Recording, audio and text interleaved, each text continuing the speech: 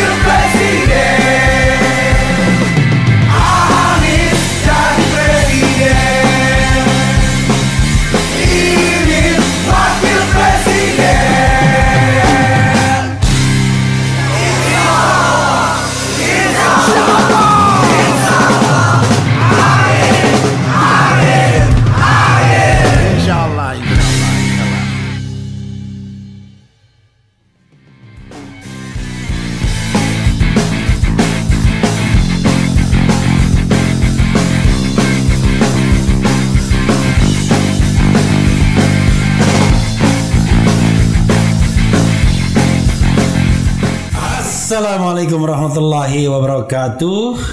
Sobat RH sekalian, jumpa lagi kita di channel yang keren ini. Dan saya bersama ekonom pendiri Indef. Indef itu adalah nggak ngerti saya, International Development Foundation mungkin. Institute for Development of Economics and Finance. Oke, jadi Institute for Development of Economic and Finance ya.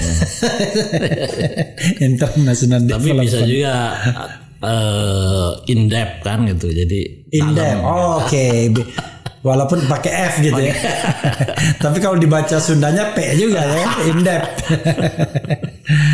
Ya, Fadil Hasan. Ya, terima kasih Mas Fadil ya. Ya, sip. Oke ya. Mas Fadil Hasan ini saudara sekalian bersama dengan Faisal Basri, Didin Damanhuri ya, Profesor Didin dan juga Didi Rahbini, Prof ya. Didi Rahbini mendirikan Indef itu tahun berapa tuh Mas? Tahun Agustus 95. Agustus 95. Ya. Jadi kalau dulu kalau Rizal Ramli kan terkenal dengan Ekonit. Ekonit itu 93. 93. Nah, ini saingannya Indef gitu ya. Sebenarnya bukan saingan. Ya, dalam tanda kutip gitu kan. Karena sama-sama think tank di bidang ekonomi kan. Betul. Ya. Kalau di bidang politik kan CSIS. Nah, di bidang ekonomi Indef dan ini. Dan saya juga turut berduka itu peneliti Indef yang kita undang setelah itu meninggal. Itu Sri Hartati ya sebenarnya. Mbak Eni Sri Hartati ya. Iya. COVID itu gitu. COVID pada waktu itu. Sokol COVID gitu ya kira-kira ya. Iya memang COVID. Ya maksudnya sokol COVID. Akan ada beberapa orang yang merasa semua di COVID kan pokoknya sakit apapun. Mas Fadil, the first question ya. Saya mewakili orang yang awam di bidang ekonomi. Menurut Mas Fadil seobjektif mungkin ya, kita wrong atau right direction dalam bidang pembangunan ekonomi saat ini? Sebenarnya kita itu has no direction. Oke. Ya dalam konteks apakah wrong or right, we have no direction sekarang ini. jadi boro-boro menilai ya, menilai apakah wrong atau right ya kan? Ya. Rightnya mana, wrongnya mana, tapi jelas no direction. No direction. Ya. Kalau kita no direction susah banget ya ngomongnya. Padahal kan kalau kita orang hukum, emang pembukaan Undang-Undang Dasar 1945, RPJM dan lain sebagainya itu bukan direction itu. That is direction in term of the guidance that apa yang kita ingin tuju kan. Iya. Tapi di dalam pelaksanaan yang dilakukan oleh pemerintah sekarang ini, ya dalam pengertian yang lebih teknis itu kita ini seolah tidak memiliki direksi itu. Karena apa? Karena pertama ya sekarang ini itu pembangunan itu asal dilakukan gitu. Ya kan bangun infrastruktur ini, infrastruktur itu gitu kan. Jadi bahkan dengan bahasa yang agak miris, tiba masa tiba akal gitu. Nah, itu dia betul. Dan ini saya ingin menyampaikan ya Pak Bang Refli ya, satu penilaian dari salah seorang menteri ekonom senior. Yang pernah menjabat sebagai menteri dalam kabinet Jokowi pertama, ya kan? Tapi dengan secara halus dia menyatakan, katanya Pak Presiden Jokowi ini bukan pengagum konsep gitu. Ya. Dan dia kan pengakuannya sendiri itu mengatakan bahwa dia kurang senang baca kan gitu. Nah jadi saya kira dengan apa namanya ungkapan tersebut, ini sebenarnya pembangunan yang kita laksanakan sekarang ini itu tadi itu tidak punya suatu perencanaan ya yang matang gitu. Tidak memiliki suatu direksi yang jelas ya. Dan tidak memiliki suatu apa namanya nih target yang ingin dicapai gitu yang secara terukur gitu ya. Nah, makanya kita melihat sekarang ini ada berbagai infrastruktur ya kan nggak optimal atau bahkan tidak fully utilized gitu. Bahkan mungkin bisa nganggur, mangkrak, ya idle kan gitu kan. Nah, even untuk satu project yang sangat strategis gitu kan. yang sangat akan menentukan masa depan kita. IKN misalnya kan. Kan kita tahu bagaimana proses pembangunan atau proses penyusunan perencanaan IKN itu dilaksanakan, baik dalam hal legislasinya ya, kemudian sekarang pelaksanaannya seperti itu. Kan tidak melibatkan partisipasi ya kan dalam prosesnya itu. Kemudian yang kedua, keputusannya itu sendiri diambil dalam jangka waktu yang sangat singkat gitu kan, tanpa misalnya suatu kajian ya kan yang matang, yang dalam gitu kan, dari berbagai aspek ya, aspek ekonomi, aspek sosial, aspek lingkungan dan seterusnya, menyangkut apakah visible apa tidak, apakah kita mampu anggap apa tidak gitu kan. Oke, saya mau sedikit memojok-mojokkan ya, biar penonton Sobat Lihara mendapatkan gambaran. Menurut Mas Fadil ya, tadi kan dikatakan misalnya contoh IKN, ya itu yang contoh no direction atau nggak ada arah itu ya seperti pembangunan IKN, tiba masal tiba akal. Oke, sebenarnya perlu nggak kita membangun IKN? Nah, itu oke. Itu dulu sebagai pijakan. Masalah perlu atau tidak itu, saya kira kan itu sangat tergantung daripada apakah kondisi kita sekarang kan gitu. Nah, kan dalam kondisi sekarang ini kan kita harus memiliki prioritas, ya kan? Nah, dalam konteks tahun 2021 waktu itu, ketika IKN itu diputuskan untuk dibangun, saya kira waktu itu tidak ada prioritasnya untuk bisa membangun. Tidak urgent. Dan kemudian yang kedua juga, argumen yang dibangun itu salah satunya itu adalah pemerataan, ya kan? Indonesia sentris gitu kan. Seolah kemudian IKN itu merefleksikan pemerataan pembangunan itu, gitu kan. Tapi kalau misalnya kita bagaimana klaim seperti itu muncul, ya kan? Hanya karena lokasinya di sana kan gitu. Tiba-tiba kita mengatakan sudah ada pemerataan, gitu kan? Kalau kita lihat secara logika sederhana aja, ya kan? Investasi sebesar 460 triliun atau sekarang mungkin 500 triliun. Itu keseluruhan ya? Ya 500 triliun kan. Kemudian ditempatkan dalam satu lokasi di Kalimantan Timur, ya kan?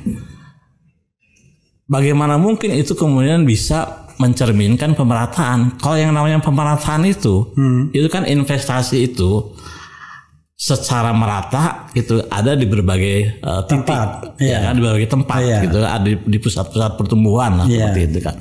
Nah dari situ aja udah bisa dikatakan justru IKN itu kalau menurut saya itu akan menciptakan ketimpangan baru.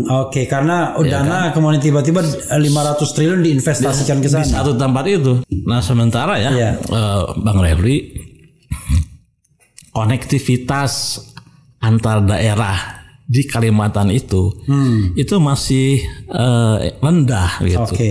Jadi kalau misalnya kan katanya ada juga argumen akan terjadi multiplier effect. Itu bahwa kita investasi di satu tempat kemudian akan menciptakan multiplier effect ke daerah-daerah yang lain. Sekarang kan kita tahu konektivitas antara Kalimantan Barat dan Kalimantan Timur itu kan belum terjadi. Antara Kalimantan Tengah dan Kalimantan Timur juga demikian. Pesawat kadang-kadang pulang ke Jakarta dulu. Ke Jakarta dulu baru ke sana gitu kan. Nah, itu jadi menurut saya itu tidak akan terjadi itu multiplier effect itu. Boro-boro multiplier. Kita butuh investasi yang lebih dalam lagi. Merogoh kocek APBN yang lebih dalam lagi untuk membangun konektivitas itu. Nah itu dia kapan selesainya gitu ya. Kalau mau kita ikuti argumen itu, harusnya yang dibangun itu adalah konektivitas dulu kan seperti itu. Kan gitu. Itu satu. Kemudian setelah interconnected barulah kemudian. Baru itu. Kemudian yang kedua ya. Seharusnya itu pemilihan atau pengapa kemudian di Kalimantan Timur, ya kan? Itu kan karena berdasarkan sejarah atau histori dulu Bung Karno konon kabarnya akan ingin memindahkan ke Kalimantan Tengah, kan gitu. Tapi kan Kalimantan Tengah dan Palembang yang pernah disebut juga. Palembang disebut juga ya. Nah, walaupun tidak ideal kalau Palembang. Kan kita juga harus bisa melihat atau bisa belajar dari negara-negara lain dalam membangun ibu kota baru itu. Jadi pembangunan ibu kota baru itu bukan sesuatu yang yang haram dilakukan, ya kan? Atau tidak bisa dilakukan, tidak boleh dilakukan, bisa saja dan wajar gitu kan. Nah, misalnya sekarang kita memindahkan ibu kota dari Jakarta ke Kalimantan, ya kan, Kalimantan Timur. Nah, kita harus melihat juga pelajaran dari negara-negara lain, misalnya saja Brasilia kan, Brazil itu memindahkan dari Rio de Janeiro ke Brasilia, ya kan? Itu kan memerlukan waktu 2 jam, 3 jam untuk pakai pesawat, gitu kan, jauh. Nah, kemudian yang terjadi itu, ya kan, Brasilia itu tumbuh menjadi kota yang tidak berfungsi, gitu loh. Ya hanya untuk birokratis itu, kantor di situ, kemudian pada akhirnya itu dikelilingi oleh selam-selam area itu. Oke. Gitu kan. Karena secara ekonomi nggak maju. Karena secara ekonomi nggak maju. Karena orang nggak mau pindah secara permanen ke sana kan gitu. Oke. Nah, kemudian bisa kita juga melihat dari Malaysia. Itu nggak ngetop sampai sekarang. Nggak ngetop. Semua orang tahunya cuma Rio de Janeiro kan. Iya. Malaysia. Event Malaysia kan memindahkan dari Kuala Lumpur ke Putrajaya. Putrajaya berapa lama dah?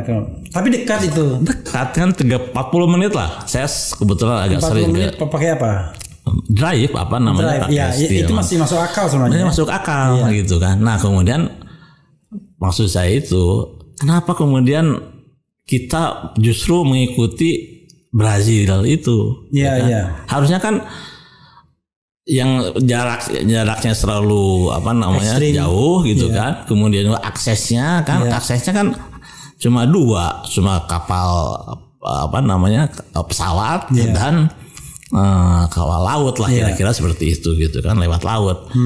Nah, itu kan akan membatasi mobilitas daripada orang-orang yang selama ini bekerja atau di ibu kota lama ke ibu kota baru gitu kan. Dan itu menghalangi atau menghambat itu kan keinginan untuk melakukan berpindah itu gitu kan. Nah, kalau di Malaysia, event di Malaysia padahal cuma 40 menit. Sampai sekarang Putrajaya itu masih sepi. Kan kalau malam hari itu kan. Dan kedutaan besar yang tadinya mau dipindahkan ke Putrajaya masih tetap aja di Kuala Lumpur gitu loh. Itu cuma 30-40 menit. Itu cuma 40 menit. Apalagi gitu. Nah, sekarang ini makanya itulah. Jadi saya kira jangan-jangan orang yang membangunnya sendiri nggak mau pindah. Itu makanya. Nah, sekarang saya katanya kan pegawai negeri mau pindah nih ke ke sana bulan Januari ini mulainya. Tapi saya banyak mendengar juga sekarang yang muda-muda terutama itu pada nyari kerjaan baru. Biar nggak dipaksa pindah ke sana ya begitu. Ya jadi saya kira itulah satu contoh yang gamblang ya, yang jelas ya tentang bahwa pembangunan yang kita laksanakan sekarang ini itu tanpa sebuah perencanaan yang matang. Itu contohnya ya. Artinya kita bukan anti pembangunan dan tidak haram, tetapi bahwa ya harus well plan, harus perencanaannya harus benar ya. Oke, tapi begini, Mas Fadil ya, susah sekali meyakinkan pada pendukung pemerintahan ini bahwa pembangunan ini nggak karu-karuan, no direction gitu. Iya. Kalau misalnya ekonom senior Mas Fadil saja mengatakan demikian kan, masa mereka nggak berjaya kan? Tapi tadi seperti Ihsanuddin Nursi juga mengatakan susah, walaupun ditunjukkan angka-angkanya, tetap aja mereka mengatakan bahwa seolah-olah bahwa apa yang sudah dicapai Presiden Jokowi adalah masterpiece. Iya. Dan tinggal dilanjutkan, tinggal diakselerasi kan begitu. Iya betul. Saya sampai bingung, masterpiece-nya dia yang mana ya? Iya. Oh, memindahkan IKN, problem. Membangun jalan, jembatan, ya oke lah ada fisiknya, tapi kan akselerasi ekonominya gimana? Nah itu satu juga ya. Tentang pembangunan infrastruktur yang sekarang ini kan menjadi kayak masterpiece itu kan. Tol kan terutama itu tol, kan. Jalan tol. Itu oke gitu kan ya. Tapi sebenarnya pembangunan jalan tol atau infrastruktur yang sedang dilakukan itu tidak mengurangi secara signifikan logistik cost kita itu. Sehingga barang dan jasa tetap saja mahal gitu ya. Betul. Bahkan meningkat. Ya, karena apa? Karena yang dibangun itu tadi jalan tol yang tidak seharus atau tidak semestinya itu menghubungkan antara daerah produsen dengan konsumen gitu loh. Atau misalnya kalau misalnya kita orientasi ekspor itu antara daerah produsen ya kan, kemudian pelabuhannya gitu kan, seperti itu gitu. Nah, jadi kalau misalnya memang pembangunan infrastruktur terutama jalan, pelabuhan dan seterusnya itu ya kan, itu berdampak secara optimal terhadap perekonomian, maka itu harus dicerminkan dari pengurangan atau penurunan daripada ongkos logistik kita gitu. Nah, sekarang ini kan tidak terjadi itu. Kita masih sekitar 26% ongkos logistik kita itu. Nah, jadi saya kira itu contoh kedua ya. Karena jadi jalan tol itu cuma dinikmati oleh para pelancong. Ya, itu ya kan, dan itu kan ya katakanlah bukan dalam konteks membangun atau mengurangi ongkos logistik itu gitu kan, belum tentu lah seperti itu kan, seperti itu. Jadi itu yang contoh yang kedua itu. Oke, belum lagi pelabuhan-pelabuhan yang tadi ya utilisasinya kurang bahkan mangkrak. Betul. Ya. Ada pelabuhan Kuala Tanjung, ada pelabuhan Kertajati. Nah, ya kan kayak Kertajati semacam itu. Jadi menurut saya itu ya dalam konteks yang lebih luas lagi itu kelihatannya nih Pak Presiden itu hanya melihat fisik gitu loh. Oke, bukan jadi fundamental ekonomi. Iya, pembangunan itu diterjemahkan gitu ya, atau dilihat dalam perspektif pembangunan fisik gitu. Itu yang saya kira itu sangat bagi meresahkan lah secara pribadi lah gitu kan. Itu. Ya kalau kita lihat misalnya kereta cepat misalnya kan, Jakarta Bandung ini, bukan Jakarta Bandung itu, Jakarta bukan Halim Padalarang. Ya tapi Halim Jakarta juga lah. Oke lah ya. Tapi kalau bilang Bandung masih cuma sampai Padalarang itu belum Bandung. Bandung kan. Saya kemarin ada teman saya ke Bandung naik kereta. Saya bilang naik kereta mana? Kereta cepat? Enggak lah katanya. Tetap aja dia naik kereta Parahyangan yang sampai Bandung betul ya kan. Iya, nah itu kan beban ekonominya konon berapa? 30 miliar per bulan harus bayar sama China. Betul ya, pokoknya menurut penilaian Faisal Basri itu sampai kiamat pun nggak bakal nggak bakal untung. Impas lah kira-kira gitu kan. Nah itu salah satu contoh yang lebih jelas lagi itu seperti itu gitu kan. Dan dulu kan perjanjiannya itu kan B2B, bisnis to kan? bisnis. Tidak ada government garanti lah, gitu kan. Nah sekarang kenyataannya APBN sudah keluar, ya kan. Nah makanya dari situ saya hormat itu sama siapa namanya nih, Menteri Perhubungan itu waktu itu Jonan ya, menolak, yang sebenarnya menolak gitu kan, seperti itu. Ya, kalau orang waras kan dia akan nolak, dia tahu. Itu makanya itu, ya kan. Nah awalnya itu sampai Bandung kan stasiunnya kan. Betul. Lalu kemudian ada TOD-nya, Transit Oriented Development, itu yang digadang-gadang ya Walini. Itu yang digadang-gadang kan sebagai kota satelit.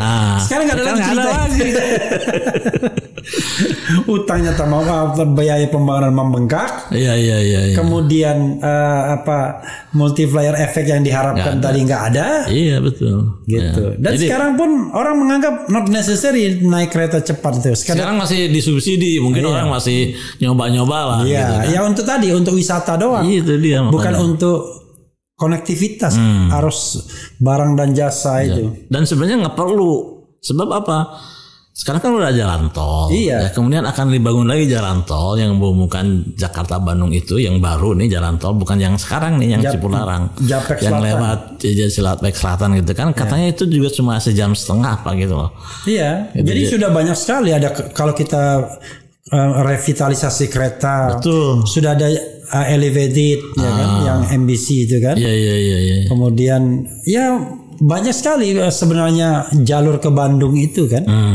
Ya betul. Dan apakah Bandung segala-galanya ya? Makanya itu sebagai maksudnya sebagai pemasok Jakarta gitu kan. Iya, rasanya kan nggak juga kan. Juga, iya. jadi dengan tidak adanya direksi itu yang jelas itu, jadi kan sebenarnya resources itu tidak optimal, ya kan. Harusnya resources itu kan dalam ekonomi itu ada sebagai opportunity cost gitu kan. Kalau misalnya resources ini digunakan di sini gitu kan, maka nggak bisa digunakan di tempat lain. Kalau misalnya kita menggunakan resources di tempat yang kemudian tidak menghasilkan manfaat ekonomi yang optimal, itu kan sebenarnya jadi kesia-siaan gitu kan. Oke, mungkin untuk orang awam, mungkin Mas Fadil ya. Saya juga bingung ya. Kira-kira ada nggak poin bagus pembangunan ekonomi era pemerintahan Jokowi ini? Enggak, kita objektif. Ada nggak yang bagusnya? Jadi kalau menurut saya begini ya, kalau misalnya bagus itu secara keseluruhan lah kita ingin mengatakan mungkin ya, kalau kita lihat dari cerminan di dalam pertumbuhan ya kan. Ya rata-rata kan sebenarnya sekitar ini 5%. Di bawah SBY masih? Iya masih di bawah SBY. Tapi oke lah 5% itu mungkin karena kemarin ada COVID dan seterusnya itu, ya kan. Jadi sebenarnya kalau itu yang kita pakai sebagai indikator, saya mengatakan itu indikator utama lah kan gitu ya. Itu mediocre lah. Itu jadi nggak bisa kita mengatakan bisa aja di salah satu sisi ada bagusnya gitu kan. Tapi kan kita melihatnya secara keseluruhan. Kalau misalnya holistik, nah kalau misalnya itu katakanlah dalam konteks dalam ekonomi itu dalam pertumbuhan lah gitu kan, karena itu mencerminkan kemudian berbagai kapasitas perekonomian kita gitu kan. Ya mediocre menurut saya itu. Tapi katanya orang ekonom bilang Indonesia ini nggak ada pemerintah aja itu pertumbuhan tuh paling tidak sudah berapa persen ya? Ya sudah 5%. Itu 5% itu tanpa pemerintah. Iya tanpa pemerintah itu waktu itu kita mengatakan itu waktu zaman SBY. Iya kan. Nah waktu zaman Jokowi kita nggak pernah mengatakan itu lagi gitu ya. Tapi memang sebenarnya potensial growth kita itu ya kan, itu saya kira melebihi daripada 5% itu. Ya kan itu. Artinya pemerintah yang paling buruk sekalipun 5% itu dari tangan. Ya, bisa di tangan lah gitu kan. Jadi kalau dia nggak mencapai 5% malah kebangetan. Ya pemerintah tidur aja juga bisa kan gitu, 5% seperti itu ya. Nah tapi kan problemnya kan lagi-lagi kan pertumbuhan kesenjangan kan. Nah itu kan sisi lain. Iya, kemiskinan. Sisi lain daripada gambaran perekonomian kita itu. Kalau misalnya kita lihat secara makro ya kan, bahwa pertumbuhan gitu kan. Tapi kan sisi lainnya itu adalah pemerataan gitu kan. Nah, pemerataan kan biasa dilihat dari Gini ratio gitu kan. Nah, memang di dalam lihat perkembangan Gini ratio kita dibandingkan atau yang tertinggi terjadi itu tahun Pak SBY ya kan, di tahun 2012 2013 lah. Berapa itu 0,42 ya kan. Sekarang 0,38. Nah, sekarang 0,38. Jadi memang agak mengalami penurunan ya kan. Tapi penurunan itu sendiri kalau menurut saya itu bukan karena policy gitu loh. Ya kan. Itu menurut saya itu penurunan itu adalah karena kita memang mengalami penurunan pertumbuhan. Jadi orang kaya nggak bisa melesat lagi. Itu betul. Mas sekarang bahkan down. Makanya kalau kita lihat sekarang kan naik lagi nih jadi 0,388 ya kan. Karena memang kita sudah mengalami pertumbuhan lagi gitu kan. Nah biasanya itu dikaitkan dengan perkembangan harga-harga komoditas ekspor kita. Jadi kalau harga-harga komoditas ekspor kita itu meningkat, ya kan, otomatis kemudian ekonominya tumbuh lebih tinggi, biasanya itu diikuti dengan kesenjangan yang meningkat juga. Karena pertumbuhan itu hanya dinikmati oleh konglomeratnya. Exactly. Gitu. Apalagi penambang-penambang begitu ya. Penambang, lah gitu-gitu. Oke, jadi memang untuk paham ekonomi ini memang kita nggak bisa melihat hanya sekedar di mata kita tadi ada jalan, tadi belum ada jalan sekarang ada jalan. Nggak bisa begitu lah. Ya tadi belum ada jembatan. Ya kalau begitu kan namanya hidup ya pasti ada kemajuan secara fisik kan, iya, tapi betul, fundamentalnya kan yang paling penting. Kan kalau misalnya lagu Indonesia Raya kan bangunlah jiwanya, bangunlah kan, badannya kan gitu.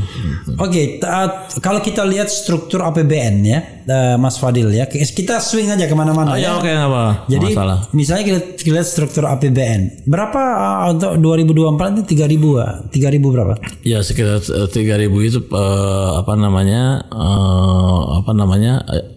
kuantitasnya ya jumlah ini gitu ya. 3.000-an ya. Nah. Dari 3.000-an itu kan kayak Said Didu mengatakan udah kita ini udah bangkrut katanya. Karena dia lihat dari struktur APBN tersebut udah kita nggak bisa ngapa-ngapain lagi. Ruang fiskalnya tuh sudah nggak ada lagi kalau kita mau pertumbuhan ekonomi. Bayar utang, pokok utang sama bunga utangnya aja itu udah 900 sampai 1.000. Berarti hampir sepertiga sudah. Belum tapi lagi kan ada belanja wajib itu kan. belanja wajib, pendidikan, kesehatan, kemudian juga DAU, DAK gitu kan. Itu betul saya kira ya. Tetapi begini, kalau menurut saya itu dalam konteks APBN itu ya kan kita memang memiliki ruang fiskal yang terbatas sejak dulu gitu kan sebenarnya kan. Dan sebenarnya dengan adanya COVID kemarin itu sebenarnya membuka kesempatan gitu loh ya. Kita untuk bisa menggunakan fiskal itu sebagai instrumen kebijakan untuk tadi mendorong pertumbuhan, kemudian mengurangi ketimpangan, mengurangi kemiskinan dan seterusnya. Karena defisitnya itu kan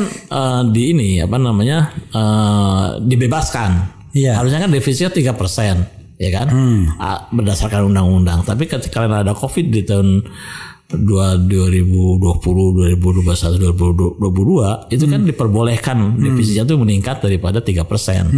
Nah jadi memang saat itu kita harus akui lah bahwa fiskal itu memegang peran penting ya dalam hal menahan perekonomian kita itu tidak anjlok gitu kan. Kita kan hanya tumbuh negatif di tahun 2021 kalau nggak salah kan minus 2,56% ya kan. Setelah itu kan kita rebound lagi ya kan.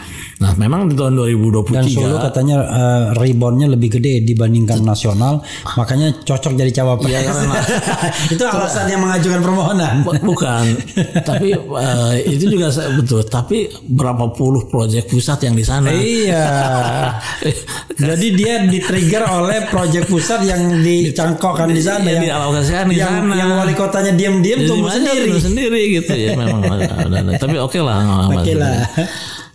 Jadi menurut saya itu memang 2023 ini kan itu harus kembali ke 3% kan defisit itu.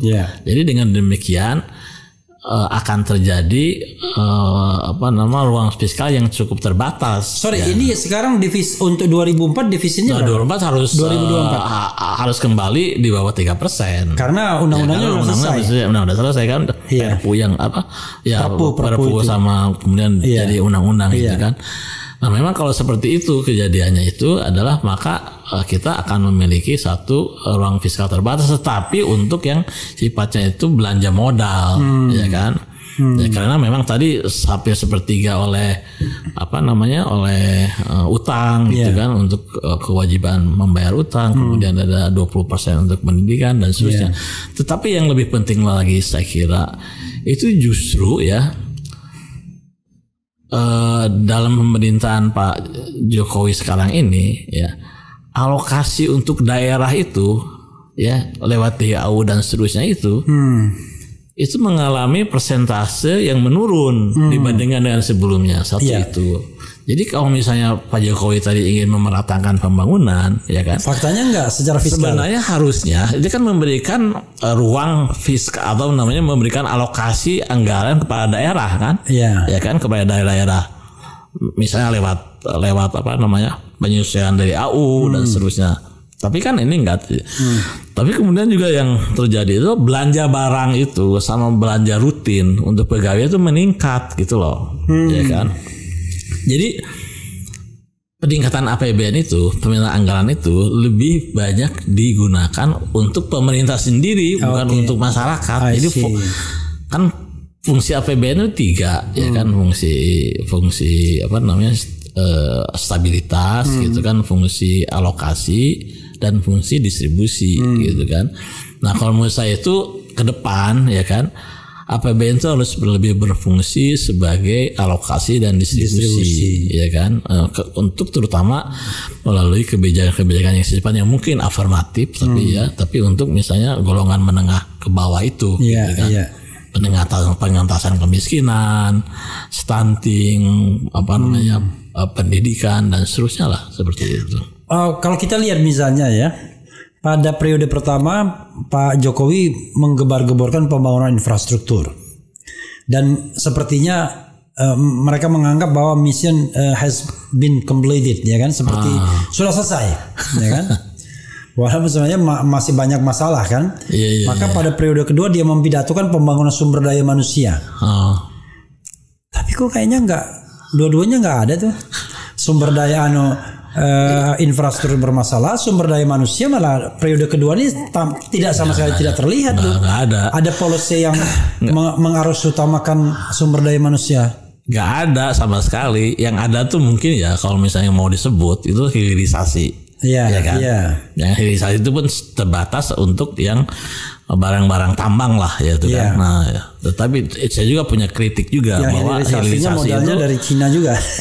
Ya itu satu. Kemudian yang kedua itu instrumen kebijakan yang digunakan itu juga menurut saya itu tidak tepat gitu ya. Jadi kan seolah-olah sekarang ini hilirisasi itu dengan melarang ekspor, ya kan, barang mentahnya gitu kan, raw materialsnya itu gitu kan. Nah, tapi kan kemudian kita tahu kita kan digugat oleh negara-negara lain, kemudian diajukan ke WTO, kemudian kita kalah gitu kan, dan kemudian memicu juga kan negara-negara lain itu juga untuk blokade. Iya, melakukan kemungkinan untuk melakukan retaliasi gitu kan, balas dendam. Dan kemudian kita seolah-olah melanggar aturan, bukan seolah-olah, itu melanggar aturan daripada WTO itu sendiri. Padahal kita ini adalah negara small open economy, dan itu secara historis kan kita selalu ekonomi kita kan terbuka, ya kan, kita melakukan ekspor. Jadi kalau misalnya kita menahan melakukan suatu bentuk proteksionisme, ya kan, itu tidak ya kita tidak mendorong perdagangan internasional yang fair gitu ya, dan bebas gitu ya, yang sebenarnya itu perdagangan internasional itu sangat membantu pada pertumbuhan ekonomi kita dan peningkatan kesejahteraan masyarakat kita. Oke, gitu. itu satu sisi. Tapi sisi lain kan hilirisasi juga dinikmati oleh perusahaan-perusahaan asing juga. Nah, makanya kemudian kan investornya. Iya, makanya itu yang satu. Tambang terutama. Iya, terutama ya. Kita kan juga kemudian sangat dalam hilirisasi ini itu sangat tergantung kepada satu negara, ya kan. Iya kan? Cina lah sebut. Jadi makanya kata Faisal Basri itu tidak ada negara yang setolol Indonesia katanya. Karena walaupun hilirisasi 90% manfaat nikel misalnya tetap dinikmati oleh Cina. Betul, ya itu. Jadi kan sebenarnya kita we got almost nothing gitu.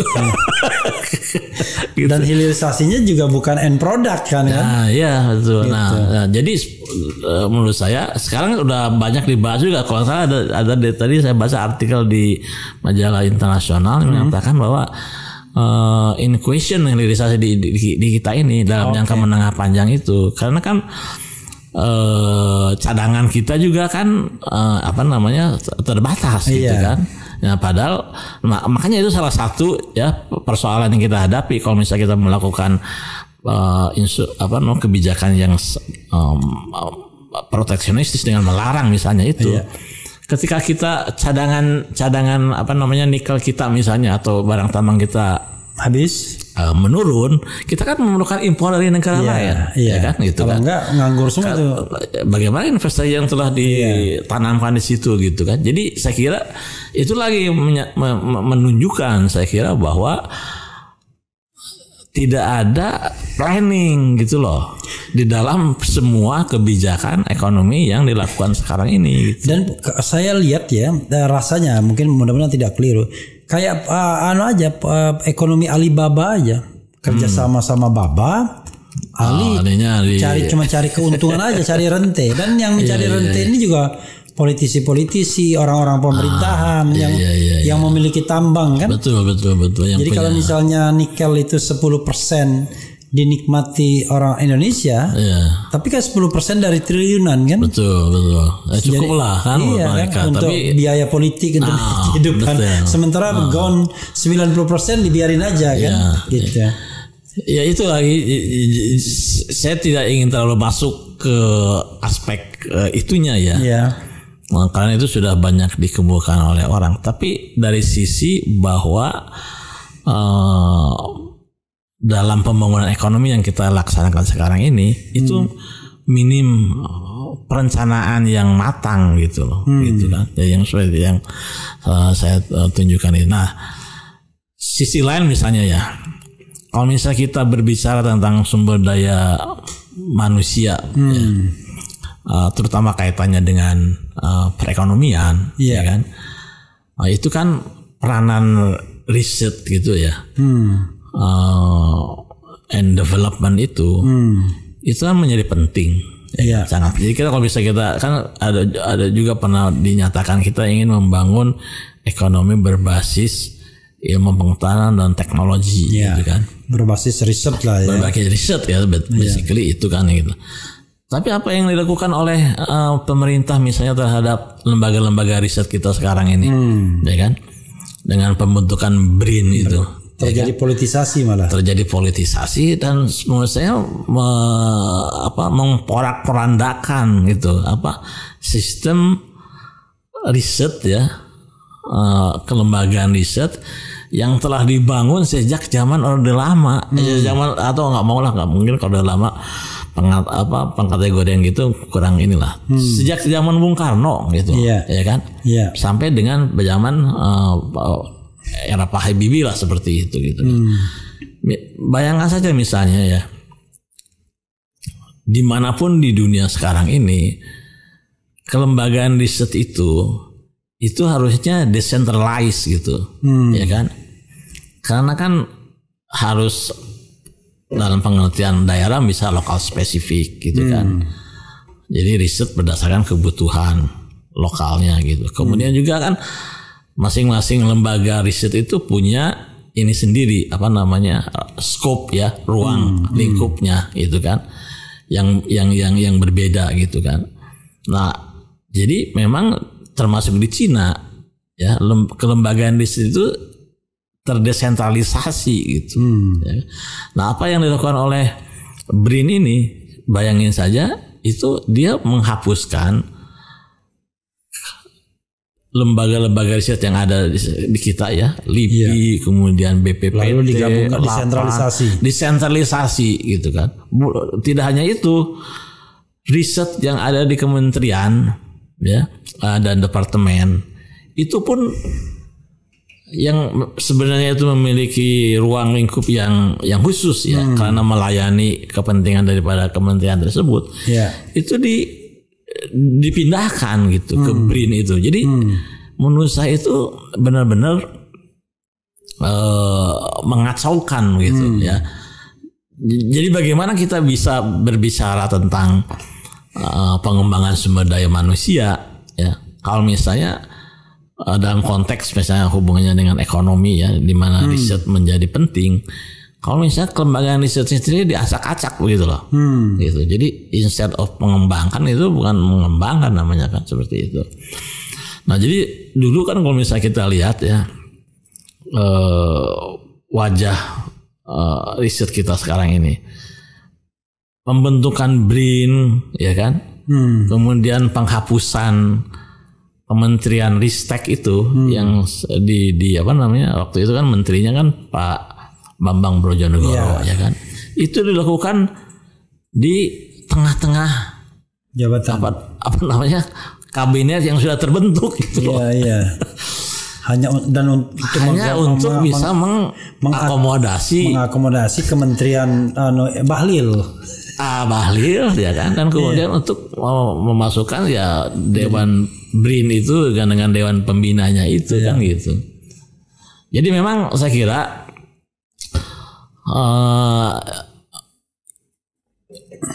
kita ini semakin jauh lah kalau menurut saya dari arah yang sebenarnya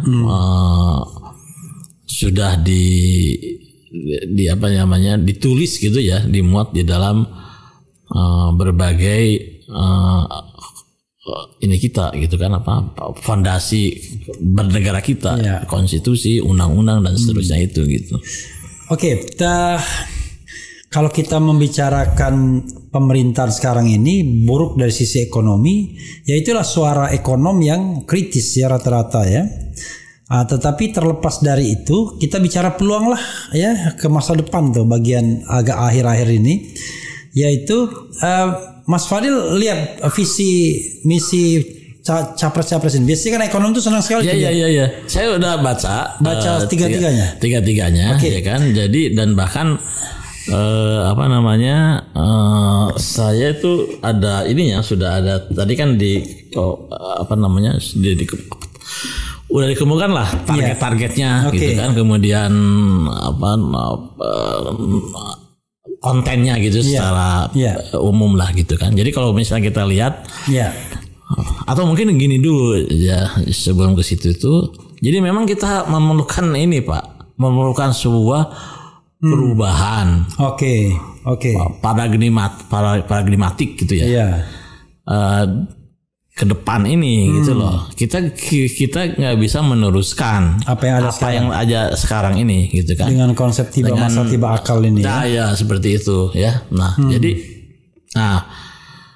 Oleh karena itu kalau misalnya kita sepakati dengan itu ya kan, kita ingin bandingkan lah kira-kira kan seperti itu. Dari ketiga calon presiden ini ya kan, bagaimana dia merespon ya kan apa yang menjadi fenomena yang selama ini terjadi itu ya. Jadi kita memang kalau saya lihat ya Pak ya, ini jadi gini, ada tiga kandidat kan gitu kan, masing-masing memiliki suatu penekanan, fokus-fokus dan diksi-diksi yang berbeda memang gitu kan. Nah tadi Bang Refy juga udah menyatakan gitu kan, ada yang ingin perubahan dan itu memang tercermin di dalam visi misinya gitu kan. Misalnya kata-katanya gitu kan, kata perubahan itu sendiri. Kemudian ada yang ingin melanjutkan di ekstrem yang lain kan gitu kan. Melanjutkan juga itu tercermin dalam visi misinya. Ada juga yang istilahnya percepatan gitu kan, gaspol kan gitu kira-kira kan, yang sering dikemukakan itu. Jadi memang itu tercermin gitu. Nah sekarang kalau kita lihat ya dari target-target yang mereka kemukakan itu memang juga berbeda-beda gitu. Jadi kalau misalnya dalam konteks pengentasan kemiskinan ya kan, kalau Prabowo Subianto dan Gibran kan karena udah resmi ya. Itu kalau nggak salah dia mentargetkan dari tahun 2029 itu kemiskinan itu menurun menjadi 6%. Sekarang berapa persen? Sekitar 9,53%. Kan? Sementara Ganjar dan Mahfud itu 2%. Kemiskinan tinggal 2%. Nah, Anies dan Caimin ini itu kalau salah 4-5%. 4-5%. Nah, ini sebelum dijawab lebih lanjut, itu tuh mereka tuh turun tuh pakai standar yang sama nggak? Apanya? Standar kemiskinan yang sama ya? Sama. Standar gitu BPS kan. Mereka pakai. Ya standar BPS lah sama. Artinya kita tentunya mereka kan melihat data historis gitu kan. Gitu. Saya kira sama lah definisi yang mereka gunakan. Kemiskinan. Kenapa begitu optimisnya Ganjar Mahfud? Ya. In between tengah-tengah Anies dan pesimis sekali Prabowo. Walaupun 6% itu jangan-jangan over optimistik juga, kita nggak tahu ya. Ya, itu karena itu saya karena apa namanya ini ya itu tema yang mereka ini kan gitu kan, yang mereka kemukakan gitu. Ya ada yang mungkin optimis ya bahwa dengan program-programnya itu akan mereka bisa lakukan itu gitu kan. Mempercepat gitu kan. Kemudian mungkin ada yang lebih konservatif gitu ya. Nah, ya ada yang lebih moderat lah kira-kira seperti itu kan gitu. Nah itu saya nggak tahu judgementnya itu apa gitu kan, rasional behind that. Tapi kita bisa menilai apakah target-target tersebut realistis apa tidak gitu loh. Ya menurut Mas Fadil, yang paling optimistik kan Ganjar sama Mahfud 2%. Itu over optimistik atau optimistik, yang lainnya takut, ini yang paling hebat atau gimana? Kalau menurut saya kan kita lihat data historis ya. Data historis. Data historis selama ini itu penurunan kemiskinan itu atau penurunan tingkat kemiskinan itu secara persentase ini dari tahun ke tahun tuh memang semakin rendah. Karena apa? Karena memang jumlah orang miskinnya semakin sedikit. Ya kan? Kalau dulu misalnya kita nembak nembak orang misalnya ada 10 orang gitu kan. Kalau misalnya kita nembak orang itu tersebut, kemungkinan besar untuk dapatnya itu kan lebih besar dibandingkan kalau misalnya jumlah orangnya itu semakin sedikit kan gitu. Dan demikian juga dalam kemiskinan itu seperti itu. Kalau dulu kan jumlah orang miskin banyak. Kemudian diguyur misalnya dengan berbagai program, yang kelihatan persentasenya yang menerima itu pasti lebih besar lah kan gitu kan. Nah sekarang kan tidak gitu. Jadi makanya di era Pak Jokowi ini ya persentase orang miskin itu turun tuh lebih lambat dibandingkan dengan zamannya Pak SBY, dan juga Pak SBY lebih lambat misalnya dengan zaman Gus Dur dan seterusnya kan seperti itu. Jadi ke depan itu saya kira akan seperti itu gitu kan. Targetnya itu oleh karena itu harus benar-benar well targeted gitu. Program-program yang dilakukan. Jangan itu hanya sekedar nulis saja gitu ya maksudnya. Hanya sekedar misalnya harus ada updating ya kan. Harus ada program yang terencana dan seterusnya lah seperti itu. Nah, jadi kalau menurut saya sebagai ekonom ya biasanya kan yang realistis gitu ya, melihat itu ya lebih cenderung lah gitu ya, itu pada target yang ditulis oleh Anies dan Muhaimin dalam hal target kemiskinan itu gitu. Karena apa? Kalau misalnya kita mentargetkan yang progresif tadi yang 2%, itu tidak sesuai dengan data historis gitu. Historis lah pokoknya. Kalau misalnya kita targetnya Pak Prabowo, itu menunjukkan bahwa apa yang mereka lakukan itu akan lebih atau sama saja dengan yang sekarang yang ingin diperbaiki juga kan. Jadi tidak ada usaha yang lebih keras lagi dong kan, seperti itu. Ya kan? Nah, tapi kalau misalnya target yang realistis itu ya satu sisi memahami bahwa persoalan itu akan semakin kompleks dalam hal penanganan kemiskinan. Jumlah yang akan dientaskan juga akan semakin berat gitu kan. Secara persentase penurunannya, tetapi di sisi lain akan ada usaha yang lebih keras. Akan ada perubahan misalnya dalam hal program-program yang akan dilakukan tersebut. Ya, akan lebih baik lagi, akan lebih tepat lagi dan seterusnya, seperti itu saya kira.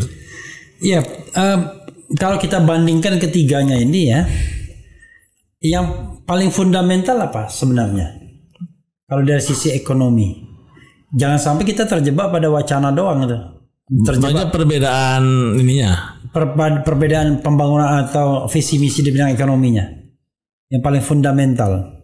Ya kalau menurut saya, kalau dari sisi programnya, itu ada himpita ada irisan lah. Irisan ya. Hampir sama saja. Iya, nggak mungkin sama sekali baru itu nggak mungkin. Tapi apa yang membedakan di sisi apa yang paling kalau menurut saya mungkin yang harus dilihat itu nanti ya, itu dari sisi ininya fundamen atau kerangka berpikirnya gitu loh. Paradigma. Paradigmanya gitu kan. Nah, yang saya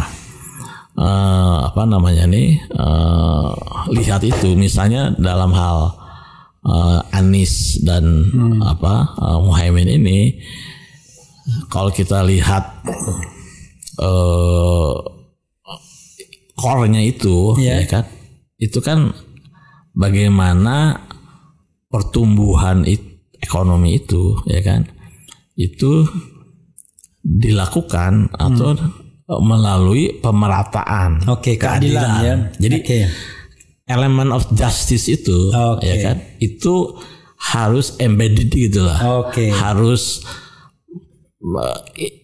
internalizing di dalam kebijakan ekonomi ya kan? Jadi boleh aja pertumbuhannya sama atau mungkin lebih kecil, tetapi pemerataan lebih tinggi, keadilan lebih tinggi. Jadi istilah dalam ekonomi literatur itu ada yang disebut sebagai growth through equality gitu. Jadi pertumbuhan melalui pemerataan. Nah, kalau Pak Prabowo kelihatannya itu kayak big push gitu Pak. Jadi programnya itu besar-besar gitu ya, skalanya massal. Misalnya tadi itu makan siang gratis gitu kan. Pokok yang gitulah, big push lah gitu kan. Di dalam ekonomi seperti itu ya.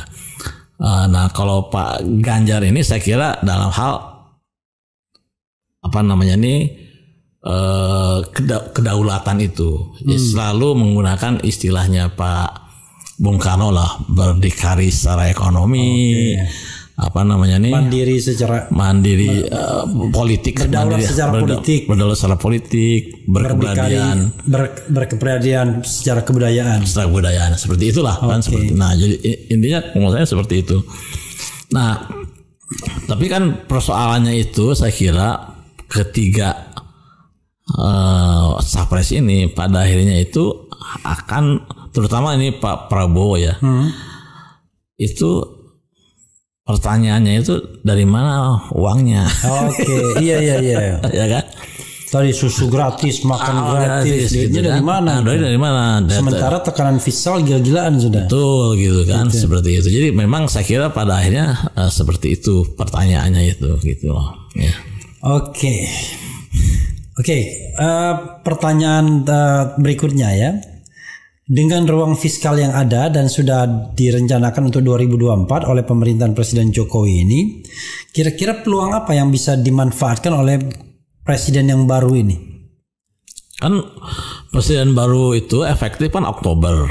Ya kan? Sementara anggaran 2024 sudah disahkan kan Oktober 2023 kemarin kan. That's okay. Ya, maksud saya kan untuk 2024 mereka sudah jadi saya kira 2024 itu anggaran itu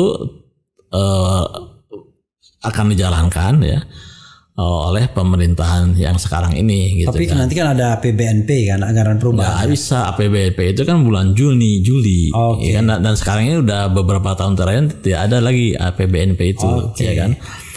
Nah, beberapa tahun setelah itu udah nggak ada APBNP. Itu walaupun target-targetnya itu sudah. Tapi saya kira berubah, kalau gitu kan? untuk yang baru mungkin APBNP pasti ada tuh, karena ada penyesuaian kan dengan. Ya tapi visi. Mungkin kan baru bulan Oktober pemerintahan yang baru itu kan dilantik itu kan. Biasa APBNP kan bulan Juli Agustus. Ya kan, jadi udah telat juga gitu loh. Ya kan, jadi menurut saya. Tapi yang menarik itu, nah ini juga harus kita cermati ya. Adalah dalam anggaran APBN 2024 itu anggaran sosial itu mencapai rekor tertinggi sebesar 485 triliun Karena ada pemilu dan pilkada.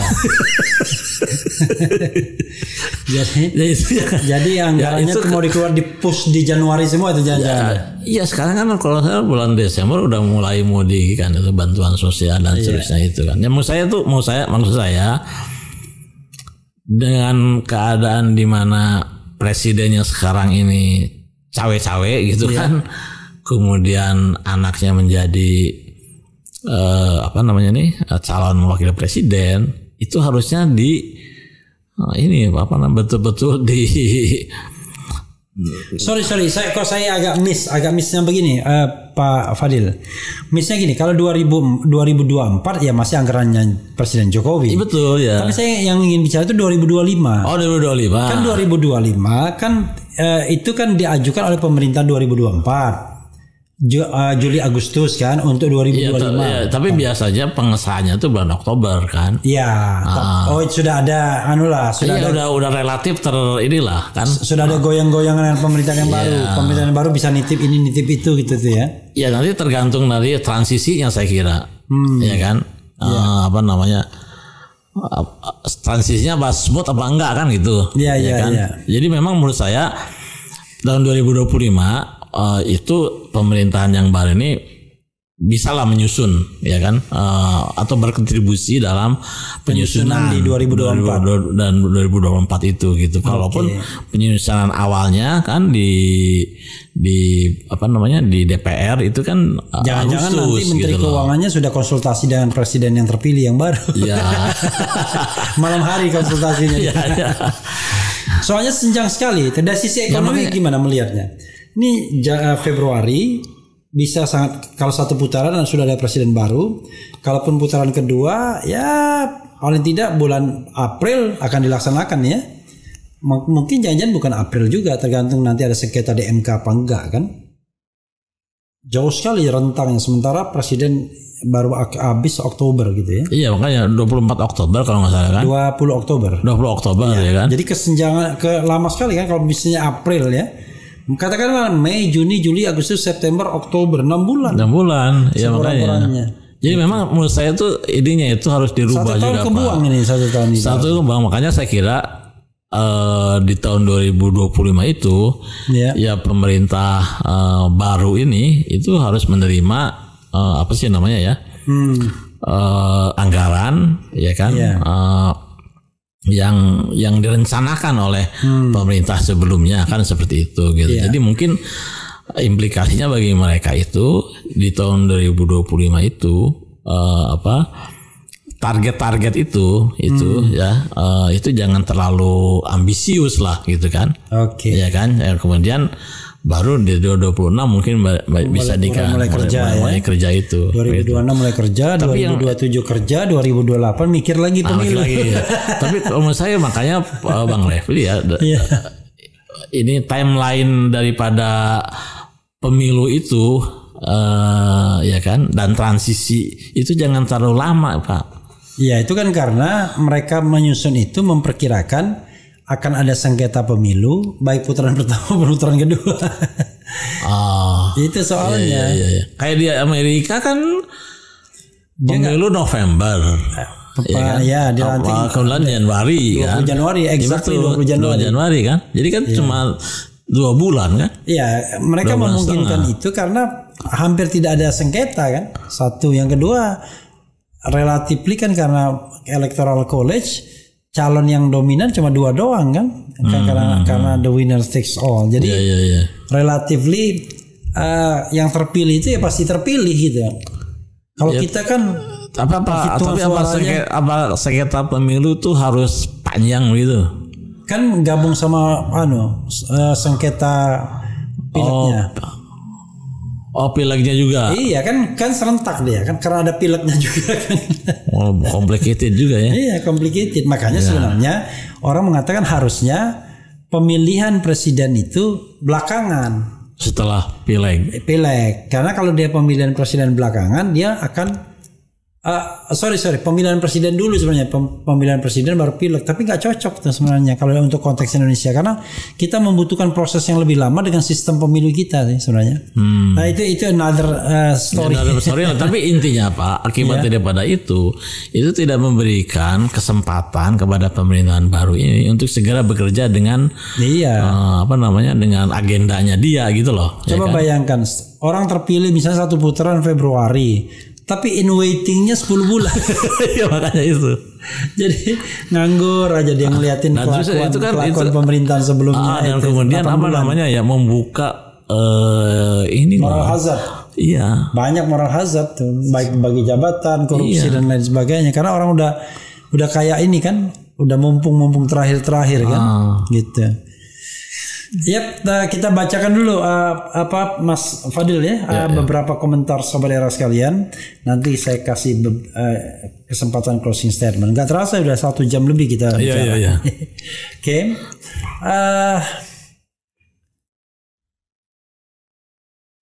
Akses jalan-jalan di desa maupun akses ke kebun dan ke sawah aja nggak diperhatikan, kok ekonomi suruh tumbuh. Nah ini juga mungkin nanti dikomentari dari sisi pembangunan yang dipilih itu selalu pembangunan yang wah-wah gitu ya, yang belum tentu langsung berdampak ya. Ada yang bilang Prabowo Gibran untuk perubahan. Nah, itu namanya apa namanya? Paradoks. Kontradiksi interminis gitu ya. Kemudian kalau pemimpin prinsipnya kerja itu tanda otaknya kurang. Enggak itu. Apalagi ya? Ada yang bagus Kertajati jadi tempat gembala kambing. Kononnya begitu ya. Karena saking mangkraknya. Memang ya. Kenapa? Ada lapangan-lapangan terbang atau pelabuhan yang dibangun jauh-jauh. Nanti dikomentari juga. Seperti Kuala Tanjung. Itu nggak cepat berkembang karena biaya logistiknya jadi mahal. Jadi kapal kan tidak mungkin dia hanya bersandar saja tanpa dia bongkar muat. Bongkar doang dia nggak bisa, mahal kan kapal. Jadi dia selalu harus. Tapi kalau dia bongkar muat misalnya dan harus menginap, nggak ada infrastrukturnya hotel dan lain sebagainya. Itu jadi problem. Ketika dia bongkar dia harus ke Medan, barangnya lebih mahal malah. Trackingnya misalnya ongkos logistiknya, trackingnya lebih mahal. Oke, itu persoalan. Kemudian apa ini, waspadalah Ustadz Kiai yang merangkap jadi buzzer. Bubarkan mahkamah keluarga yang menegakkan kolusi kartu. Oke. Kemudian karcis masuk Kertajati 5.000 buat selfie dan ngopi-ngopi. Kemudian apa lagi ya? Prestasi terbesar Jokowi menumpuh hutang. Nah, tadi kita belum bicara utang ya. Nanti utang karena orang bilang utang ini ada utang negara, utang pemerintah, ada utang BUMN, ada utang kewajiban pemerintah yang harus dibayarkan seperti asuransi bagi katanya TNI, Polri dan ASN itu jaminan-jaminan kesehatan macam-macam lah itu, dana pensiun misalnya. Kemudian ada hidden debt, utang yang disembunyikan atau terpaksa disembunyikan. Dan kalau digabung-gabungnya itu menurut anggota DPR Misbahun itu sampai 22.000 triliun, which is itu sudah lebih dari batas 100%. Sudah batas GDP. Lebih dari 100% GDP kita. GDP kita berapa? 17-18 ribu mungkin ya. Nah itu kan sudah bukan lagi 40%. Katanya yang sehat berapa? 40%. Kalau berdasarkan undang-undang itu, kalau nggak salah batasnya kan 60%. Iya 60%. Ya kan? Nah, tetapi kan jadi gini, saya tuh lebih concern pada utang publik lah, gitu kan, utang publik gitu. Nah, memang sekarang kan masih di bawah 60%, ya kan, sekitar 40%. Tapi persoalan utang publik ini ya, utang publik ini utang negara, utang negara lah, yang katanya nanti akan mencapai 8.500 pada masa akhir. 8.500 itu kan. Nah, bukan hanya dari sisi apakah itu lebih rendah daripada yang yang diatur gitu harus 60% itu. Ya. Tapi juga harus dilihat dari sisi kemampuan untuk membayar gitu kan. Ya kemampuan bayar dari si APBN sendiri kita seperti apa gitu kan. Nah, itu yang satu itu. Kemudian yang kedua itu batas 60% itu saya pernah diskusi dengan orang Bank Dunia ya di Washington DC itu. Saya tanya waktu itu tentang utang itu. Dia bilang sebenarnya itu kan batas yang digunakan di negara-negara OECD.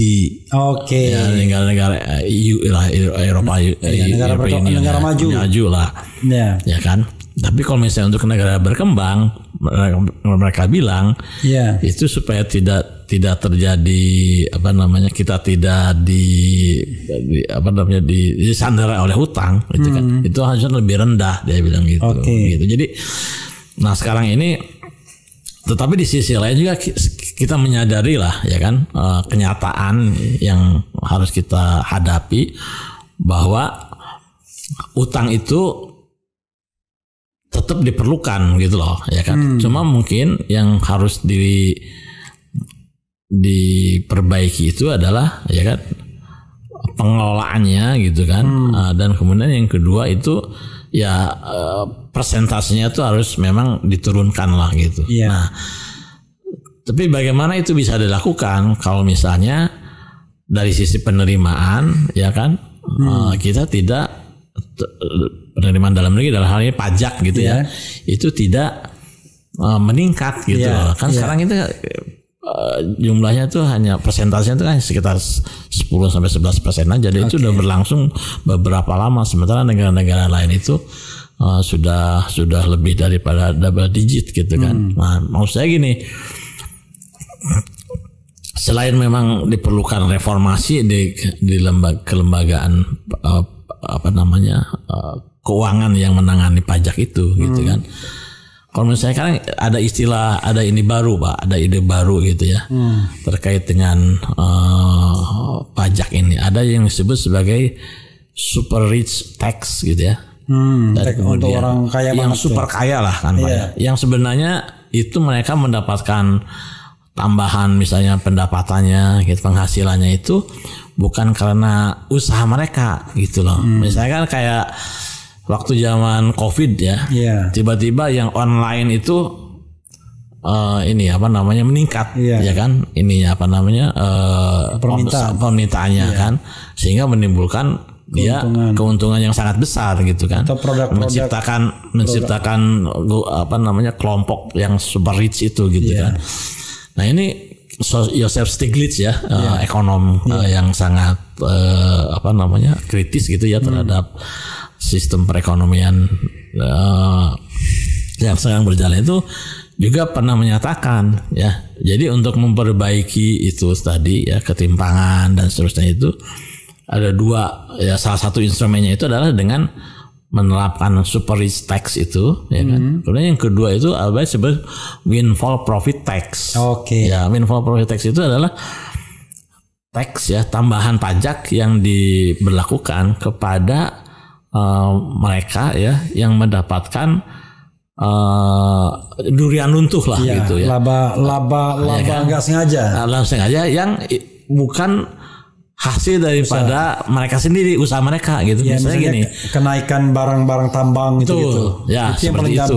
Betul, windfall profit tax itu. Tapi itu kan windfall profit tax itu tidak berlaku secara permanen. Tapi misalnya ketika harga komoditas tersebut di atas sekian baru dikenakan pajak itu gitu. Nah, jadi saya kira ke depan itu untuk meningkatkan penerimaan pajak kita ya, itu dua dua macam dan pajak itu harus itu kalau negaranya tidak penguasanya tidak punya komitmen nggak bisa itu jalan. Nggak bisa karena itu menyangkut kepentingan juga kan, kepentingan orang Indonesia kekuasaan. Makanya itu, jadi saya kira itu juga pajak orang super kaya dia juga, cukong pemilu. Iya. Windfall profit dia juga. Itu. Nah jadi kembali ke itu ya, jadi memang dari sisi utang itu memang sudah menjadi concern banyak orang lah kan gitu, sebagian banyak orang. Jadi ke depan memang harus ada upaya untuk bisa mengelolanya itu dengan lebih baik lagi ya. Tapi kalau misalnya menghilangkan sama sekali, saya kira itu akan masih sangat sukar lah gitu kan. Kita masih memerlukan, selama terutama APBN kita ini masih mengalami defisit primer gitu ya. Artinya antara penerimaan dan pengeluaran itu masih besar pengeluarannya gitu, sehingga harus diperlukan pembiayaan gitu. Oke. Memang kalau bicara ekonomi ini nggak mudah untuk memahaminya ya, apalagi kalau kita hanya ingin sekedar pro dan kontra ya, tapi tidak mau melihat ke dalam fundamental. Betul ya. Oke, silakan Mas Fadil barangkali menyampaikan hal-hal yang perlu disampaikan lagi, dan closing statement di RH Channel ini bisa 2 jam sendiri, terserah aja. Menyampaikan hal-hal yang memang perlu disampaikan, silakan. Ya, saya kira ke depan itu kita memerlukan satu perubahan ya, paradigma pembangunan kita dan juga strategi kita dan perencanaan pembangunan kita tuh ke depan gitu ya. Terutama ya kita memerlukan ketiga hal tersebut karena kita ke depan itu akan menghadapi persoalan yang lebih berat lagi dan lebih kompleks lagi ya kan. Ada beberapa persoalan yang sekarang ini akan semakin besar skalanya di masa mendatang itu. Yang pertama terkait dengan perubahan iklim dan pemanasan global, dan itu akan berubah atau mempengaruhi hampir semua aspek kehidupan kita kan, pertaniannya dan seterusnya lah kan. Perubahan iklim ya, perubahan iklim, global warming. Nah kemudian yang kedua ya kan, kita juga ke depan itu kan akan dihadapkan pada persoalan yang terkait dengan ini geopolitik dunia yang semakin rumit juga ya. Bukan hanya misalnya perang Rusia Ukraine, sekarang tambah lagi dengan perang Palestina dengan Israel ya kan. Dan juga ada ketegangan saya kira di Cina ya, di Laut Cina Selatan ya kan, dan itu kan dekat ke kita gitu Pak. Dan ya ketegangan antara Amerika dengan Cina sendiri ya. Itu saya kira juga ini akan sangat berpengaruh terhadap kita ya gitu.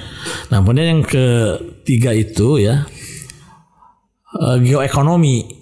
Ya kan. Nah, geoekonomi ini adalah kita melihat globalisasi yang sekarang ini terjadi itu telah gagal lah ya dalam membawa kesejahteraan dan bahkan sebenarnya memperluas ketimpangan ya kan antar negara dan antara kelompok masyarakat di suatu negara. Misalnya saja Bang Refli ya, di Amerika ini kenapa Trump itu terpilih di tahun 2016? Itu kan karena ada sebagian kecil masyarakat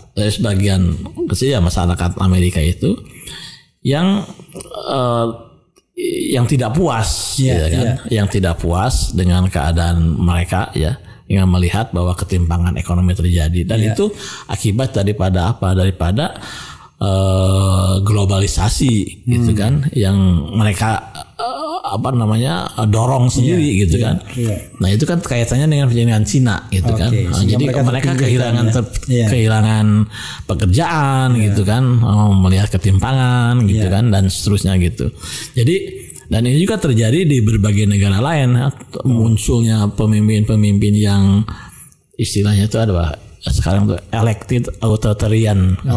Jadi itu pemimpin yang dipilih ya, tapi otoriter gitu. Itu karena akibat ada globalisasi itu sendiri gitu, kegagalan globalisasi itu. Nah, jadi itu yang ketiga. Kemudian yang keempat kan kita juga menghadapi disrupsi teknologi ya kan, AI dan seterusnya yang juga akan ya mungkin kalau bisa lebih dalam ini gak berbicara, tapi basically AI itu kan merubah peradaban kan gitu.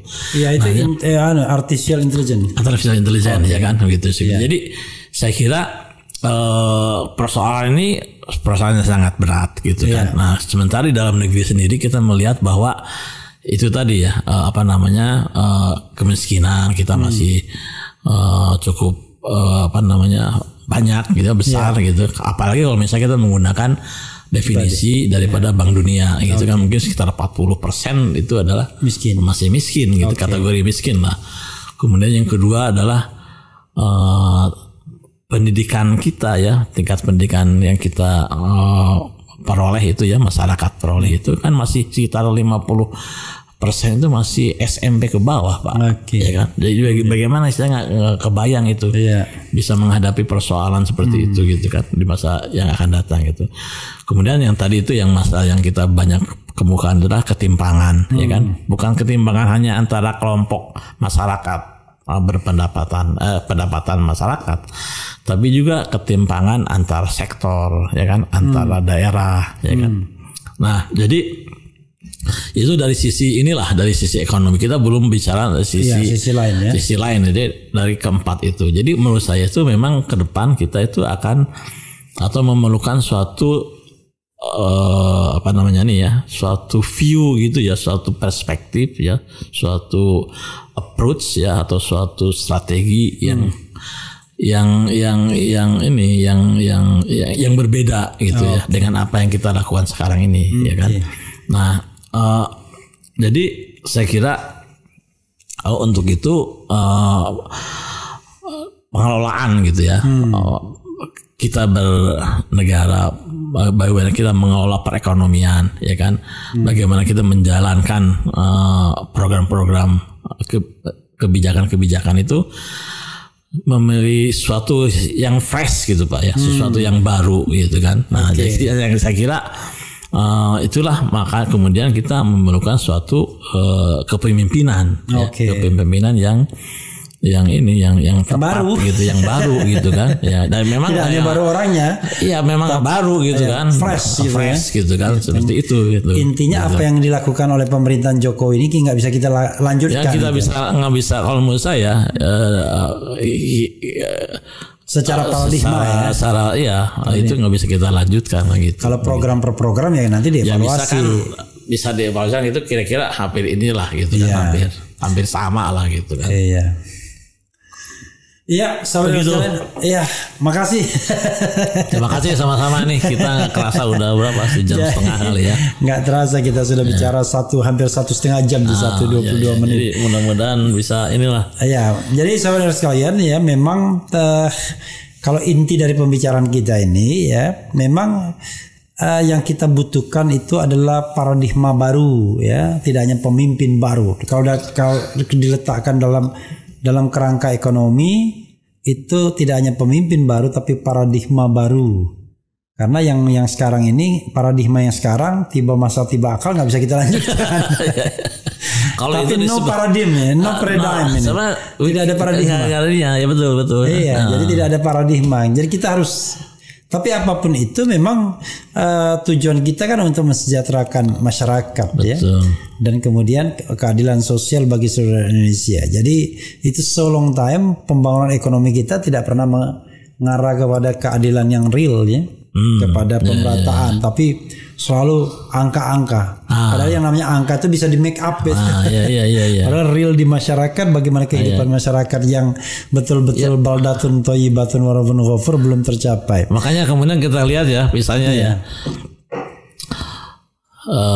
Ini surveinya dari ini siapa namanya, Aep Saifullah Fatah itu menunjukkan selama ini kan selalu diklaim karena tingkat kepuasan masyarakat 80%. terhadap pemerintahan 80%, maka seolah-olah ada perbaikan, ya, ada peningkatan. Tapi ketika ditanya lagi, apakah sekarang ini lebih susah memenuhi kebutuhan hidupnya, gitu kan? 90% menyatakan susah.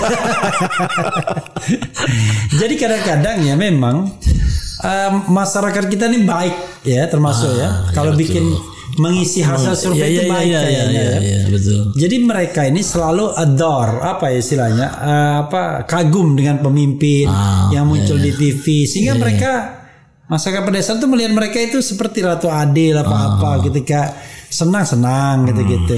Seolah-olah kehidupan mereka sehari-hari itu disconnected dengan pemimpin itu. Ya makanya itulah. Jadi memang kan makanya kewajiban kita, saya kira ya, sebagai orang yang lebih bisa memahami persoalan itu harus kita ini kan, Pak. Ya harus kita sampaikan gitu loh, ya kan gitu. Iyalah, mudah-mudahan ya, karena rasanya 78 tahun merdeka tapi negara kita belum pada direction yang benar ya kan. Arah yang benar. Dan bahkan sekarang tanpa arah, rasanya sia-sia jadi 78 merdeka. Bukan berarti tidak ada pembangunan, ada pembangunan. Tapi kita ingin yang fundamental menuju masyarakat yang adil dan sejahtera ya, adil dan makmur. Dan yang terakhir, misalnya segera menambahkan, sekarang ada LPM UI juga merilis gitu report, white paper lah isinya itu. Itu. Jadi kita itu instead of katanya akan mencapai Indonesia emas 2045, kita mungkin Indonesia cemas katanya, Pak. itu. Jadi saudara sekalian, dengan modal saat ini hari ini nggak bisa kita mencapai Indonesia emas ya. Karena itu memang butuh kepemimpinan yang baik, yang lebih paradigmatik, yang berpihak pada masyarakat Indonesia secara keseluruhan, yang tegas dalam pemberantasan korupsinya, tegas dalam penegakan hukumnya. Ya pokoknya harus didukung oleh instrumen-instrumen lainnya juga. Pertumbuhan ekonomi itu. Kalau lebih banyak tukang suapnya atau penerima suapnya dibandingkan mereka yang ikhlas membangun, ya ribet juga gitu. Itu saja. Sekalian. Terima kasih. Terima kasih. Wassalamualaikum warahmatullahi wabarakatuh.